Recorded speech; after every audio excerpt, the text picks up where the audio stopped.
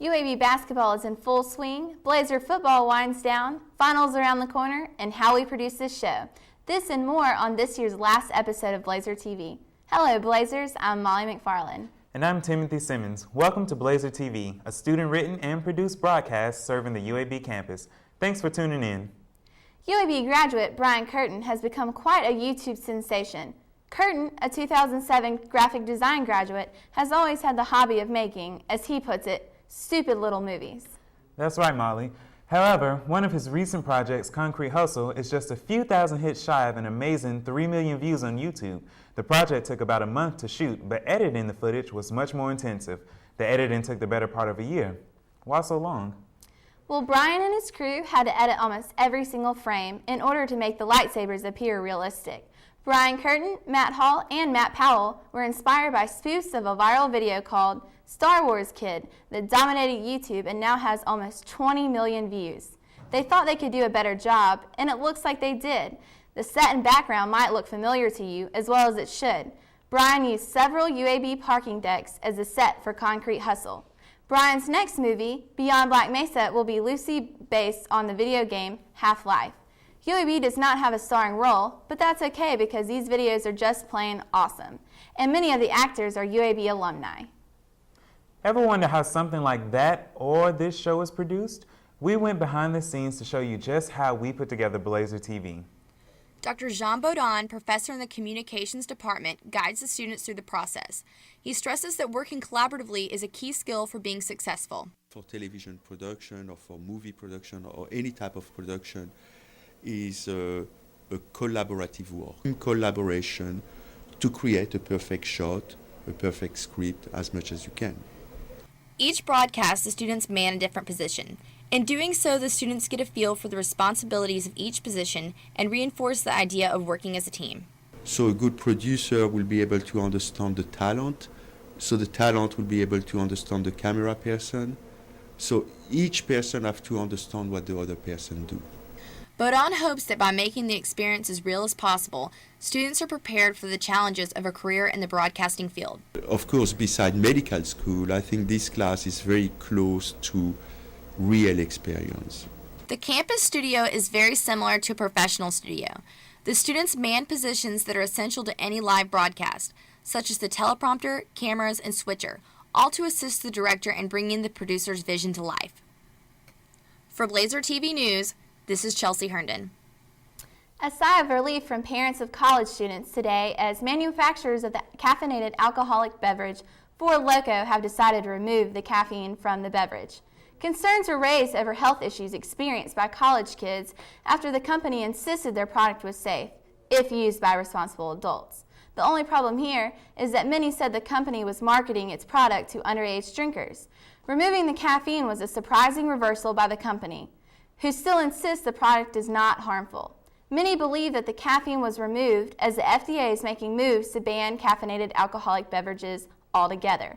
Not that caffeine is a bad thing. We have all chugged a fair amount of Starbucks during finals, but what else can you do to cram and drag that D to a B? Reporter Kristen Witt brings you a study guide with helpful tips. With the holiday just a few weeks away, most people are thinking of eggnog and mistletoes. But for college students, it's more on the end of PowerPoints and final exams. So where do college students go to get that last-minute studying in and put in those long hours of hard work? The answer is Stern Library. Although the library may not be your typical hangout spot for the weekends, the resources and the extended hours are available to help you ace that final. And students are not only taking advantage of this offer, but they're actually excited about it. Worked on my final paper here last night till 2 o'clock when they closed. You're working and you're a student at the same time. It gives the student more access to the library. The extended hours really help me because I know my days don't end till probably 9, 10 o'clock. Texting and Facebook can be pretty distracting, but most students face the same problem, procrastination. One of the papers I waited till last night is about 11 o'clock to start, and it was due at 9:30 this morning. A few upperclassmen share their ideas on how you can get better grades this semester. Use the library to your fullest advantage. Review every night and don't procrastinate. Don't procrastinate like I did. The library now stays open at 2 a.m. Monday through Thursday and 2 a.m. on Sundays. For Blazer TV, I'm Kristen Witt. Are you wondering how you can volunteer this upcoming semester? The UAB Intensive English Program is accepting language partners for the spring 2011 semester. Language partners help non-native English speakers who are in the United States to prepare for university coursework. Language partners work with these students on conversational English skills while helping them understand American culture. At the same time, the exchange students will teach you about their culture. Check out the English Language and Cultural Institute's Facebook page for more information. Now for your Blazer Sports News, we turn to Brandy Martin. Hey guys, to start off sports, we're going to salute UAB's football team for a hard-fought season. Going 4-8 is not exactly the best year, but every game was played down to the wire, and we know they gave it their all out there. With Neil Callaway returning next year, we expect a lot more to come. However, basketball season is far from over. The Blazers are on fire with the country's best assist percentage player, senior Aaron Johnson, leading the team to a fantastic record of 7-2 so far this season. The schedule is tough, though, with a game against number 1 Duke on January 5th and number 15 Memphis on January 22nd. This team is hot right now, and you all should definitely check them out. You know, it's funny, Aaron Johnson is actually directing this show right now and doing a great job, might I add. Well, that's all for me. Back to you guys. Thanks, Brandy. We're all proud of our UAB Blazers. Now back to the news. Despite most Birmingham music lovers' fears, Birmingham still has great independent music venues.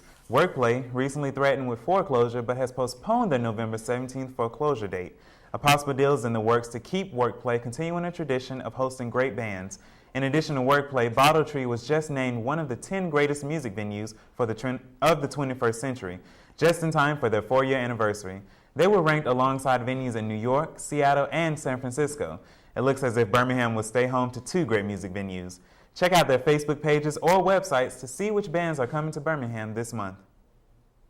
In addition to Birmingham being the home of 2 of the greatest independent music venues, we are finally home to a great alternative radio station. Mountain Radio will launch at the end of November and play all the music you missed hearing since the X and Live 100.5 left the Birmingham airwaves. Reg's Coffee House will be back for your weekly set list of great music. Mountain Radio is internet-based and can be accessed from any computer, iPhone, or Droid. Everyone wants to get festive during the holiday season. What better way than watching Christmas movies? The historic Alabama Theater is showing classic Christmas movies all throughout December. Don't want to spend that much money? The HUC will show The Nightmare Before Christmas on December 3rd at 10:30 p.m. and December 4th at 6 p.m. Check out the Alabama Theater's website for a complete schedule of their movies. Speaking of movies, here's the great Tim Melton to review the 5 best movies of 2010. It's been a great year here at Blazer News and an even better year at the movies. With less than a month left in 2010, we take a look back at the year's 5 highest-grossing films. With close to $300 million earned in the U.S., Christopher Nolan's Inception comes in 5th place. This Leonardo DiCaprio thrill ride still has audiences wondering what they actually witnessed. The 4th spot goes to Twilight Eclipse. Expect for Twilight to continue its box office run next year with Breaking Dawn.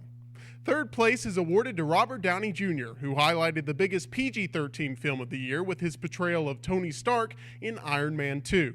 With all the success, you can plan on seeing more Iron Man at the Megaplex. In 2nd place, we have Tim Burton and Johnny Depp, who collaborated for the 7th time, grossing $330 million with Alice in Wonderland. As with Iron Man and Twilight sequels were popular this year. The nation's top film in 2010 was Toy Story 3. Grossing over an estimated $400 million, Woody and Buzz joined forces to become one of the top 10 highest-grossing films of all time. On a side note, it's safe to say that Harry Potter will probably work his magic and make this list before the year is over. For everyone here at Blazer News, I'm Tim Melton. Thank you for watching and have a very happy holiday season. Well, that is all we have for this season of Blazer TV. I'm Timothy Simmons. And I'm Molly McFarland. Make sure to tune in to the next new season of broadcasts, which won't be nearly as good next semester. Have a wonderful and safe holiday break, and we'll see you soon. UAB News Network, your #1 stop for all your UAB news.